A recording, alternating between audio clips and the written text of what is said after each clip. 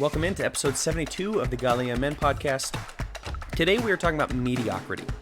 Mediocrity, and it may seem like we've kind of covered this one before. Not really. We've talked about strive for greatness. We've talked about obviously pushing yourself, getting accountable. It's kind of a common thread that goes throughout a lot It's of a our common episodes. thread, but Will has put together a fantastic outline of specific things regarding mediocrity that we have yet to hit, I think, and that really is the underpinning of our entire podcast. Like, strive for greatness, yes, but don't accept mediocrity, because it seems like our culture more and more accepts mediocrity. We're going to get into it a little bit and how we see that play out in the culture. But not only does it accept it, a lot of times it gets praised in the modern culture of people who are just lazy, people who are mediocre, people who don't really strive for greatness. It's praised. It's held up as something that's fantastic, and this happens at almost every level, and that's really sad to see. Yeah, so the little background here, the reason we're doing this episode, so my wife and I went on a cruise a couple weeks ago now for our 5th wedding anniversary. And, man, we had not been on the cruise 24 hours, and I saw 3 different T-shirts that were worn, all of them by guys. One of them was 16, and then 2 other ones were from guys that had to be older than 30. And it was just T-shirts that, and I'm not trying to be rude or harsh. It's like that I would never wear that T-shirt. Yeah. It's a loser type of T-shirt. It's self-deprecating. It's accepting mediocrity. Stuff like, again, this one was from a 30-year-old who said, the shirt said, "In my defense, I was left unsupervised." There's a plus 30-year-old here, implying that he can't be left supervised, you know. And you might be listening to this going, man, these guys are kind of a bunch of fuddy-duddies. It's like, why would a 35-year-old be wearing a shirt that says, "In my defense, I was left unsupervised"? Another one, this I think was the 16 or 17-year-old that said, it had a picture of a video game console, and then the iPhone, the way it has the green accept the call button, the red decline button, it said, "Video games are calling." Again, not a huge deal, but it's one of those things like I would never catch myself dead wearing that shirt. Right. There, you know, you see shirts like that say "certified loser" or stuff like this, and it brought my mind to how much our culture, for guys specifically, accepts mediocrity. You know what's interesting? You don't see girls wearing shirts like that. No. You don't see a lot of girl boss shirts. Right. You don't see a lot of self-deprecating girl-type shirts. Yeah, that's very interesting. You see it a lot with guys, and I hadn't really thought about that, to be honest, until just now.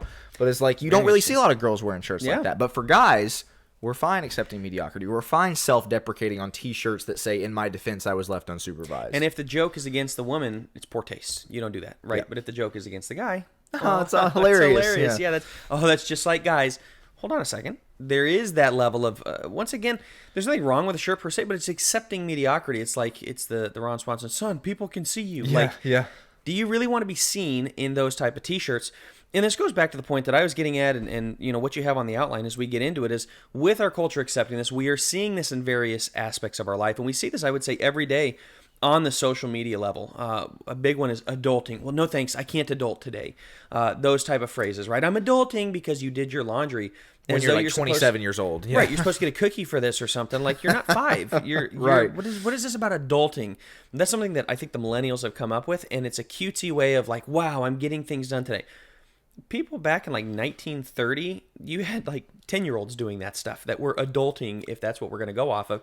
But you see this all the time on social media, just that level of mediocrity seeping into everything. We've done episodes before about how much the older generation can kind of frustrate us with a lot of the things that they get wrong and the way that they handle things. For when it comes to the younger generation, this is something about the younger generation that absolutely drives me nuts, is the, like Joe said, the social media posting from 25, 30-year-olds, "No thanks, I can't adult today," or the memes and posts about wanting to basically stay at home and not do anything. You know, you'll see, it'll be a meme of like, this person asked me to go out, but I would just rather stay in bed or whatever. It's like, what are we doing here? Right. What are we doing? Like, just accepting mediocrity. The another one that's been going around a ton is it's a picture of somebody pouring coffee, and it says, "You activate however many muscles when you're pouring a cup of coffee. So I got my workout in. How about you this morning?" Like, again, a lot of people might be listening to this going, "Man, these guys sure are just going off about nothing here."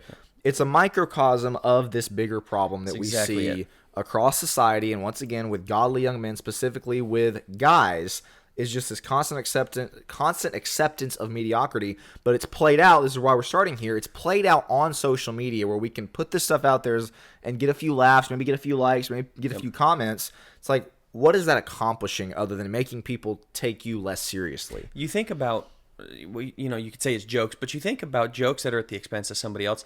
It's sarcastic humor. How often can you do sarcastic humor before it really starts to be like, Yeah. all right, I get the point, right?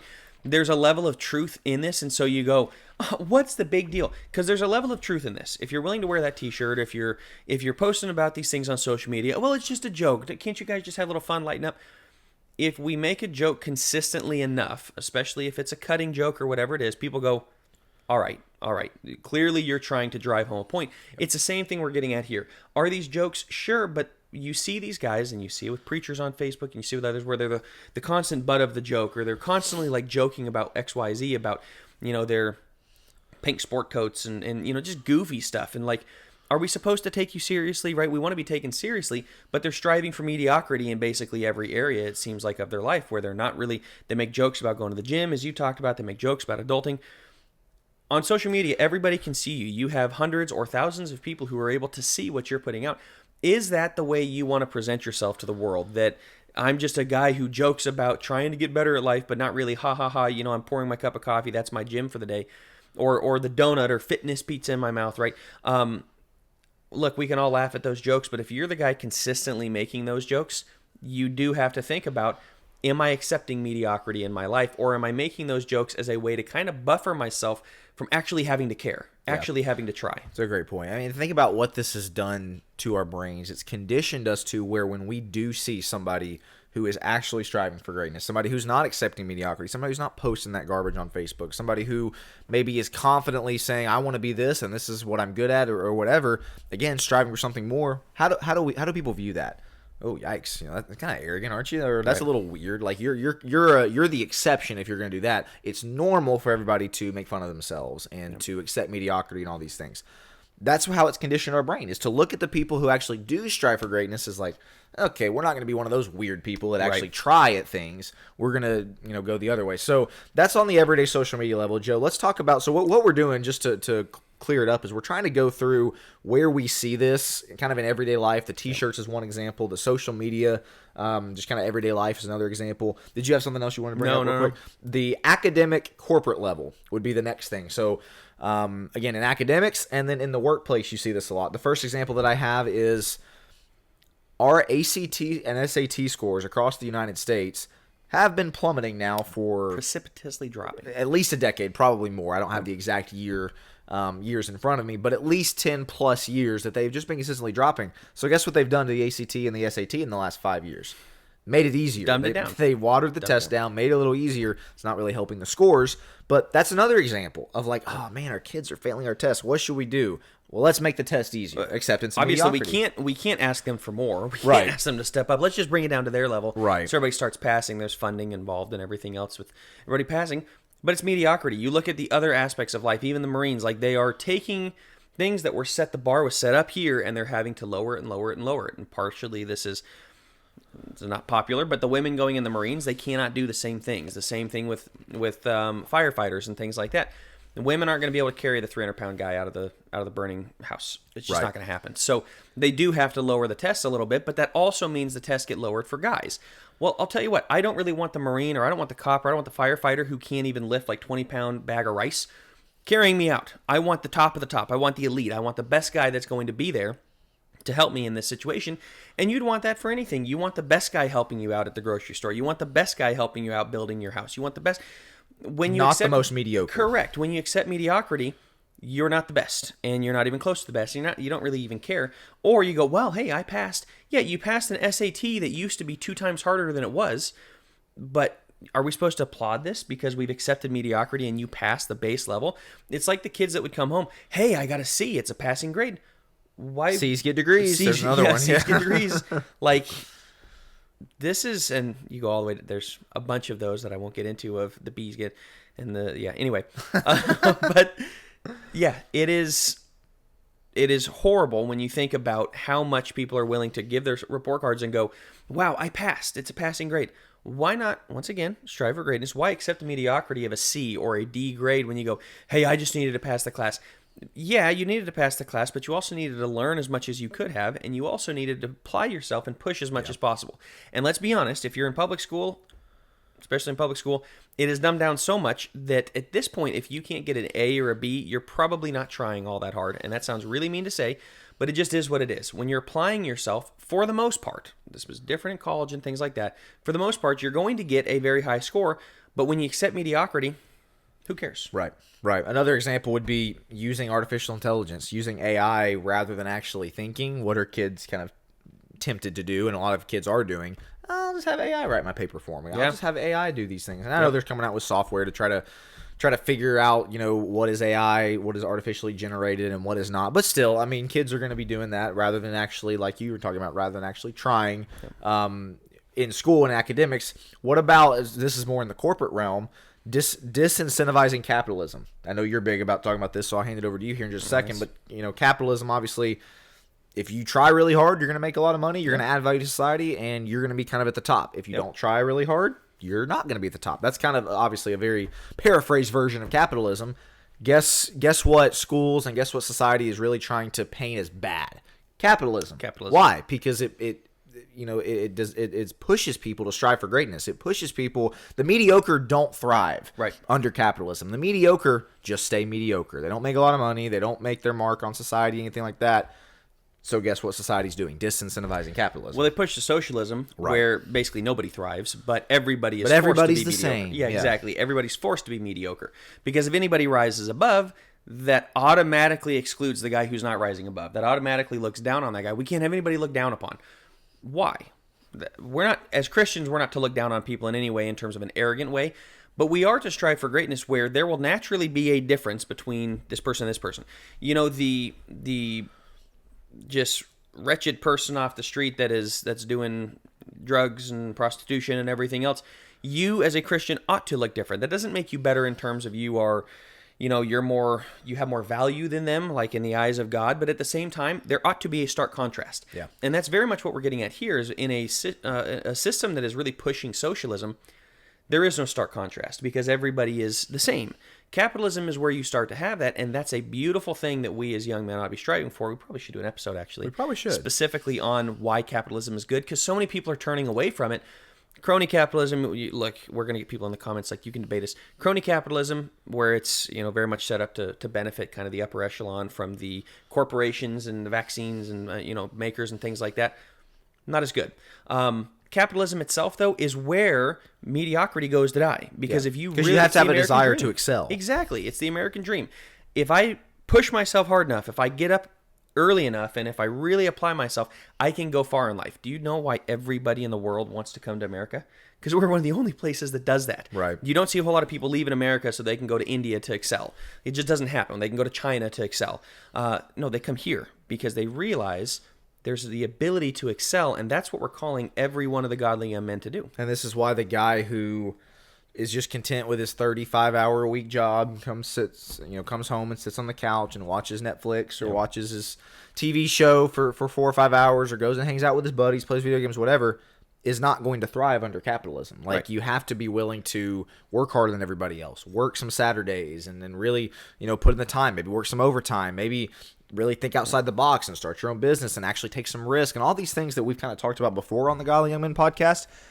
Just to kind of drive home this point, again, if you're just going to be the guy that's content to, again, I'll just work my 8 to 3 for 4 or 5 days a week, and I'm not really going to do anything beyond that, guess what? You're probably comfortable with mediocrity. I'm not trying to disparage any job that anybody has, but it's just more so the mindset of, I'm not going to work a minute over my 35 hours or my 40 hours at this job that I've been given.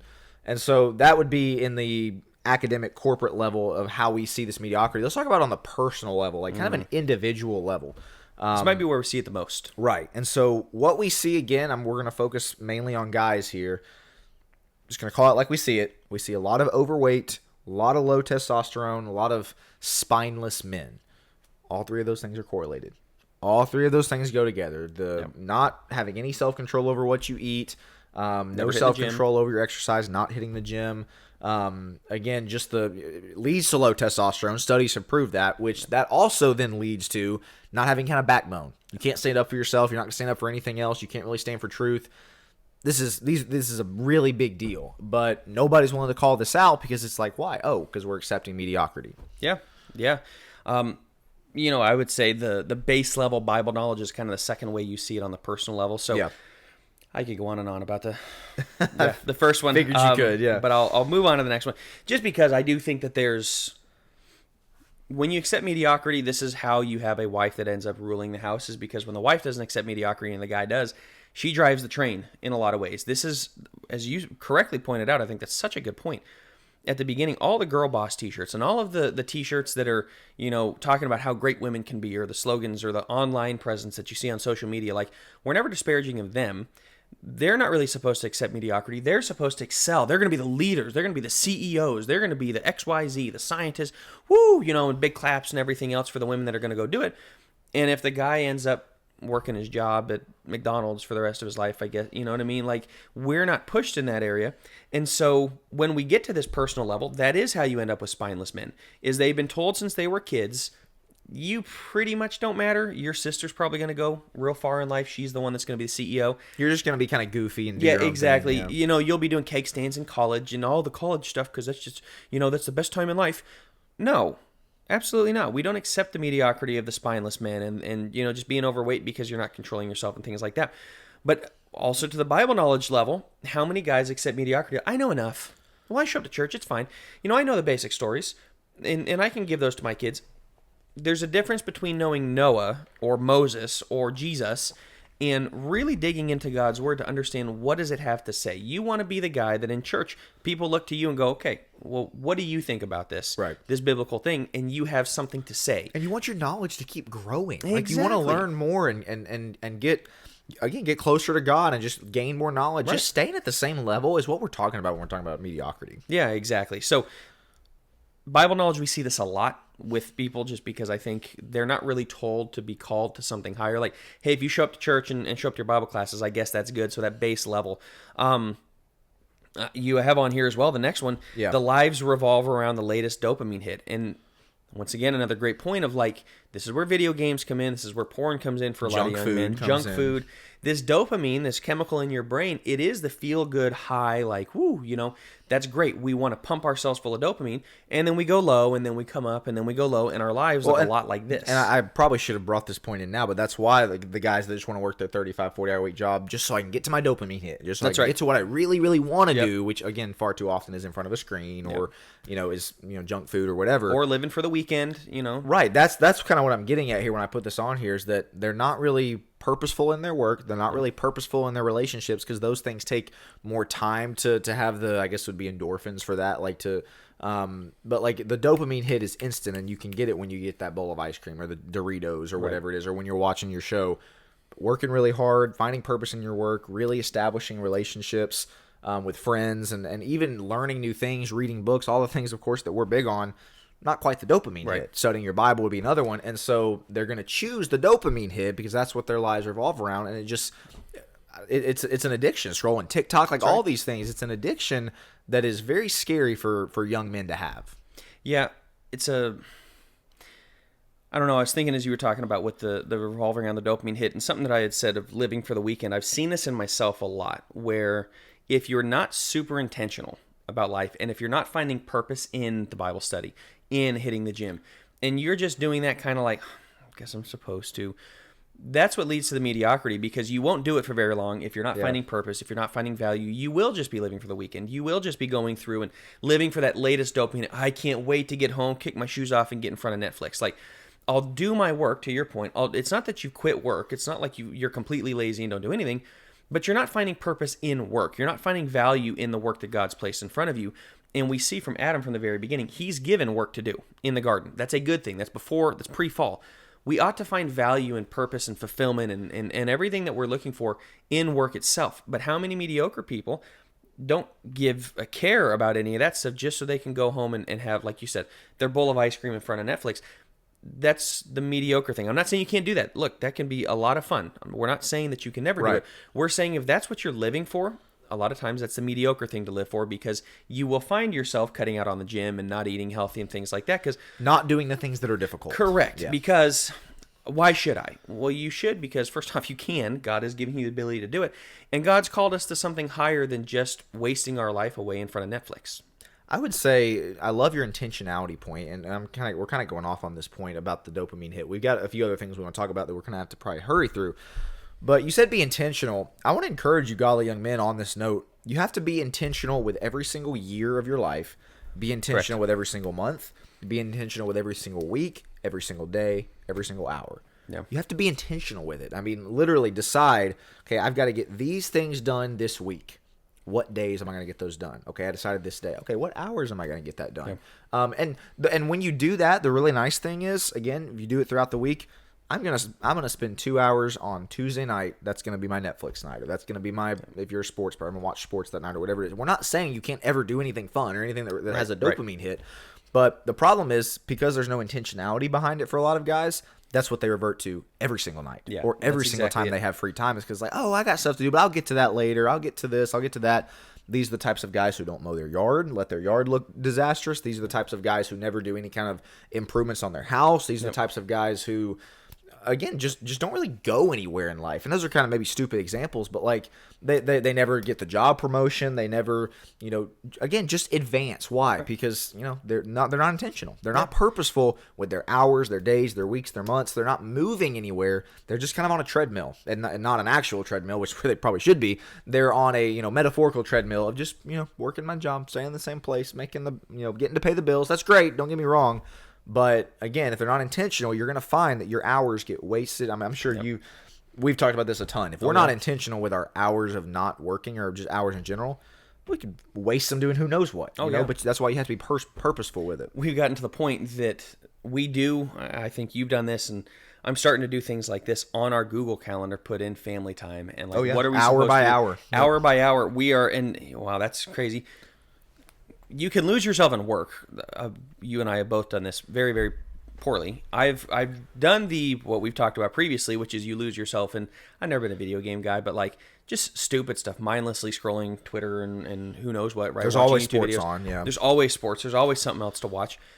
And then I've been on the other side where I can just work and work and work up until 11 p.m. and go, oh man, like I didn't spend any family time. You do have to be intentional with your time, and this is part of the mediocrity, like avoiding the mediocrity is, we don't want to just strive for greatness at work. We don't want to just strive for greatness we want to strive for greatness in every area, like with our family. So sometimes you have to be intentional with it. And purpose is the key to this as well, which is where do you find your purpose? Because as you were talking, and I know we're going really long on this point, you're good. Where you find your purpose is going to determine how mediocre you are. If your purpose in life is just for the dopamine hit, it is just for the weekend, it is just for, and that's what's giving you life. That's what causes you to, I get through my day so I can do this. What is the purpose of your life? If it's not to glorify God in everything that you do, if it's not to conquer, if it's not to strive for greatness, what is the purpose here? That's the question you have to ask yourself, is what is my life leading to? And you can look at Ecclesiastes and say all is vanity. But interestingly, I think I've talked about this before, like Ecclesiastes, I think, goes forward, all is vanity, all is vanity, all is vanity. He tries everything. He gets to the end and says, the end when everything is, the conclusion of man basically is fear God and keep his commandments, which is... this is the chief end of man is pretty much what he says. That's again the concluding words of the book in chapter 12. So once you get that one right, you reverse the book and everything else has meaning in context of that. So all of the fun that you have with your family and the work that you do and everything else, that's given meaning when you're looking to glorify God, when you're fearing God, when you're keeping his commandments. It brings so much more to life, and that is the purpose that we're striving for in this. You also have on the personal level, last one before we get into this, why this is a problem, is just playing to the median in the crowd. You don't really want to offend anybody, right? We're just trying to step around people's emotions, and you never want to stand up. It goes with your spineless point, I would say. Instead of calling people to more, and you specifically see this in families and in homes and with the wife, where you just accept mediocrity, and both the wife and the husband, you've gone on and on, so I'll let you kind of take this one. But what happens after marriage where, man, for the wedding, I'm going to get down to this certain weight for the wedding guy's dress. All chiseled, looking good. The guy's looking great, and then... they balloon. The junk food 6 months after. Yeah, like literally, you've seen pictures of married couples. The guy 6 to 8 months after, it's like, did you forget? Did you cancel your gym membership? Did you forget? Did you forget what good eating was? Like, we're harping on this a lot because when you accept mediocrity in one area of your life, diet, exercise, your job, whatever, all these things we talked about, you're probably going to be accepting mediocrity in your other areas. These things correlate. It's very difficult, as I've said time and time again, to be really self-controlled. I'm going to get up every single morning, study my Bible, and pray, but I'm not going to be self-controlled with literally anything else in my life. Good luck. You're probably not. And so, Joe, let's get to... Yeah, go ahead. Let me say this real fast. I know this can seem idealistic. I'm not in the tip-top shape. This is more about the drive and the desire to get there. Yes. It is not just, look, we're coming from this place on high of we've already arrived. We're very much, this is why I say strive for greatness, right? Strive for something better. It is in the process that we see who's mediocre and who's not. The guy who is getting up and going to the gym or trying to eat a little bit healthier, maybe you're one step forward, two steps back from time to time. At least you're moving your feet. At least you're pushing forward. That's what we're really trying to address in the mediocrity. Not just staying on the treadmill. Again. Correct. Yeah. I mean, you could see I could see people go, well, that's way too idealistic. Or again, I'm not in tip-top shape when it comes to these things. At the same time, it is a goal and a desire of mine. This is why I hit the gym and this is why we do these things is we're actively pushing to be the best and striving for more. Mediocrity is where you just go, it's good enough. We're not good enough. Even in our current states with our Bible knowledge or whatever it may, we're not good enough yet. There's also an excitement in that. That's what drives you to give you purpose. Like, I'm not there yet, and that's okay. I'm well on my way. And when we get close to where we think we are, then you realize, man, I'm nowhere close, and we're going to keep going. But it's the striving that really helps make life purposeful. I'm really glad that you said, or that you gave that clarification, because it is about striving for greatness. It's not about having every single thing figured out at all aspects of your life. If I've learned anything in my 24 years of life, it's that there will always be things that you are working on. There will always be things you're trying to improve. There will always be an area of your life where you're like, man, I really need to get better at that. And even when you do maybe hit a goal and get better at XYZ, it's like, awesome, I'm ready to move on and learn something else. Yep. That's all we're talking about, is not viewing life as like, well, this is about as high as I can go, and so this is where I'm going to stop at 22 years old. Yeah. That's all we're talking about. And so, yeah, that was a much needed clarification. Let's talk very quickly, 5 minutes or less. What can you as a godly young man do to not accept mediocrity? So practically speaking, let's talk about that, because we can drone on and on about all the ways this is manifested, all the t-shirts we see, all the ways we can see this on social media or whatever. But what's really useful for you as godly young men is knowing, okay, how do I not do that? How do I not do that? Practically speaking, what should I do? And so I'll start with the first one, and then I'll hand over to Joe. The first thing, which might be kind of harsh, don't hang out with people who do accept mediocrity. Don't hang out with people who are content to just, again, coast through life, kind of wear those types of t-shirts. And you might think, man, are you telling me that I can't hang out with certain people? Not necessarily. I just know that when you hang out with certain people, you're going to emulate their behaviors just, almost, by osmosis. That's just kind of the way it works. You're going to look a lot like the people you hang out with. And so if you want to be somebody who is not comfortable accepting mediocrity, look around at your friend group. And if you find that you're surrounding yourself with people who pretty mediocre, not really striving for anything, they're not really pushing themselves on any area, call them to more. But I would say eventually you might have to decide, I'm not going to be able to hang out with them as much. You see this especially when you get married as a young man. All of your unmarried friends, it's still fun to hang out with them and you really want to, but you just kind of naturally are going to grow distant from them because they're at a different place in life. Yeah. And that's kind of how it is when you're pushing yourself and trying to level up. When you level up and other people aren't willing to level up, guess what you're creating? Distance between you and your friend group. And so, I'm not saying be a jerk and cut people off and just, I'm not hanging out with you anymore. That's not it at all. Right. But just understand that if you truly desire to level up and you have a friend group who does not, there's going to be some distance, and there probably needs to be some distance. Yeah, no doubt. No doubt. Second, and it kind of goes along with it, but call it out when you see it. And you don't have to, I'm not saying make fun of it. You don't call have to out mediocrity when you see it. Yes, Yeah. mediocrity. You don't have to necessarily say it to anybody. As much as you're saying it to yourself, when you see that, exactly as you did, you're walking on the cruise like, that's lame. It's not a judgmental thing. I'm not saying you need to be a judgmental jerk about it, but I am saying you need to make sure you're not desensitized, I guess is all I'm saying. Yeah. Like you need to be aware of, you know what? That's not great. I don't think I'd wear that shirt. Look, we don't know where these people are. I'm not going to judge their heart. I'm not going to say that they're sinful or they're wrong or anything like that. It's not about, again, being judgmental as much as it is about calling it out in your mind of like, don't become desensitized to it, because that's the easiest when you give into it. The easiest time to give in is like, you're surrounded, to your first point of hanging out, you're surrounded by people that set mediocrity. They're wearing the funny shirts, whatever they think that, it's funny or whatever. And And then, because you're desensitized, because you're surrounded by it, it just becomes the norm. Like, well, this is just kind of where we are. And you see this, and this sounds judgmental of me, you see this in certain areas of the country where I come from Denver. Everybody's pretty fast moving. I don't know that it's as fast as like New York or California or something. Everybody's pretty fast moving. They're going somewhere. They're doing something. That's not always the case in the South. In the South, it's more familial. We're just kind of like, but you see people don't really rise above out of their small town communities. They're not really looking to do much more. So if they end up working at the local grocery store for their entire life, I'm not looking down on them. I'm not judging them, saying they're Joe's wrong hating for on it. the South. Yikes. Yeah, I know. But this is part of what I'm saying of like, you just get surrounded by it where, why should I strive for more? Nobody in my family's ever gone to college, or nobody in my family's ever been a millionaire or anything like that. It's not about you having to cut off your family. It's about striving for more and saying, you know what? I don't want to be in a trailer park for the rest of my life. I want to do something more.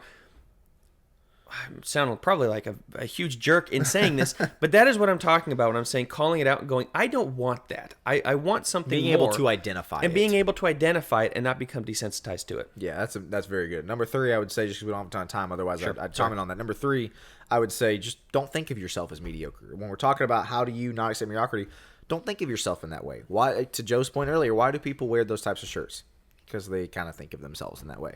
If they're honest with themselves. Yeah, if they're honest with themselves. So like, in my defense, I was left unsupervised. Joke. No, I do consider myself kind of immature.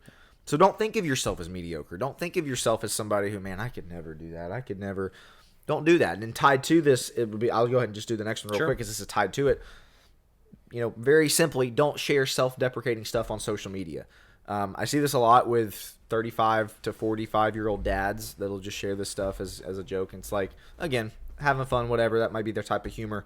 You're never going to catch me posting or sharing anything like that because I just don't do the self-deprecation thing. Yeah. Because to me, it just feeds that mentality of mediocrity. Yeah. And so, again, kind of a simple one, but don't share that type of stuff on social media. Joe, why don't you get us into the last one? Yeah. Model yourself after godly young men in the Bible. Of course, Jesus being the preeminent one. Yeah, the preeminent.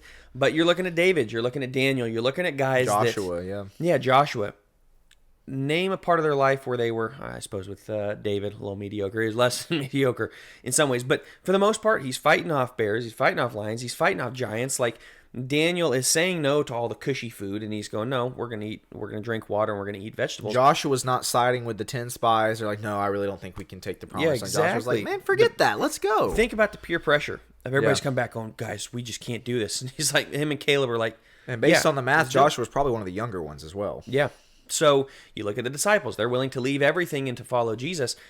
There's no mediocrity in that. These guys are being put to death. Peter ends up dying. He's crucified upside down. He says, I don't want to be crucified as the Lord was. So they crucify him upside down. The things that happen if you follow the life of the apostles, anything but mediocre. It seems like they may have gotten all the way out to England. They may have gotten all the way over to India, all the way down into Ethiopia. So these things are documented that these guys were anything but mediocre. Follow those examples as much as possible. And ask yourself, in what areas am I mediocre? And the last point that I'll say, as is the case with every single one of those guys, minus Jesus, they made mistakes. They were not perfect. We're not saying that you have to, again, to the idealistic point, you have to be this perfect encapsulation of a man that never does anything mediocre or never watches Netflix. Or if that's what you're hearing, you're mishearing us. Or maybe we're not communicating it very well. But I feel like we are trying to make the point. It's not about perfection. It is about striving for perfection. But it's not about attaining perfection. I mean, this is a lot of the 1 Corinthians 9:24, run in such a way that you may obtain the prize. Your brother just preached on Philippians 3:14 that talks about pressing upward rather towards the goal, or pressing toward the goal, the upward call of Christ. There's upward is in there somewhere. But it's the idea of I'm going to move somewhere. I'm going to keep moving. I'm going to go.